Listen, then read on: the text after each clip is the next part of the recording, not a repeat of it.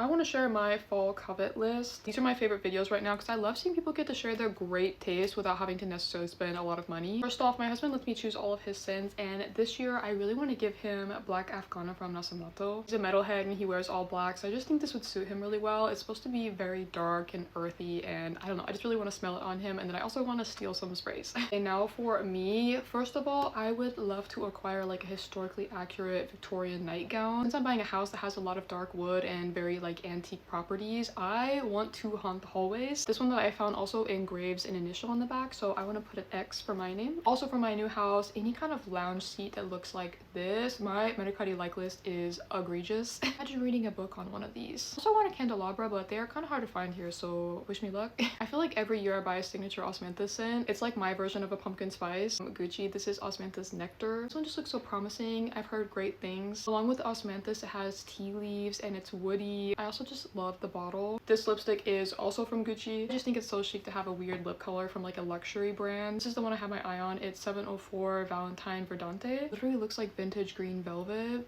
I also desperately want a historically accurate bronze mirror. These used to be really popular in Japan, and I believe they originate from China. I'm a huge beauty nerd and I've always wanted one of these because I read a lot of stories that have them involved. I would really love to spend the winter and fall learning how to polish one of these because they can actually become so shiny. I'll include a video I took from a museum that I went to. So cool, and definitely a covet item for somebody like me. This is my Mason Pearson brush I've had for over like 10 years now. I think the first thing I bought when I got a job was one of these. This is the small size and you can see it's literally yellowing back here, but it's still just absolutely beautiful. I'm considering upgrading to the bigger size just because I have very long hair now. This is the longest I've had it in my life, so I think I would like to have the large size, but I don't know if I want to stay with the white color or go for the black one. The last two items I actually acquired already, oops, but I really want to read The Monk. I got about halfway through this when I was in high school, but I would really like to revisit it again this fall. Very classic gothic literature. And then I really want to reread The Historian by Elizabeth Kostova. I used to read this every fall, but I fell out of practice when I moved to Japan. This is the first copy I've owned in 7 years, so I'm really excited to crack back into it. If you haven't read this before, this is like the best vampire literature in my opinion. My favorite. Alright, that is all. What do you covet?